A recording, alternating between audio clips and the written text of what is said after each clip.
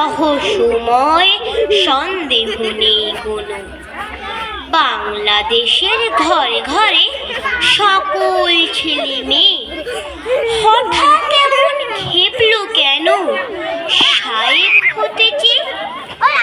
বাঙালি বাপ মায়ের শিশু যখন গেল স্কুলে, অন্য ভাষার চাপে নিজের ভাষাই গেল ভুলে। ইংরেজি আর হিন্দি জানে না কেউ বাংলা। শিক্ষিত কে বলে এদের বলে হ্যাংলা। অন্য লোকের নকল করেই ধন্য।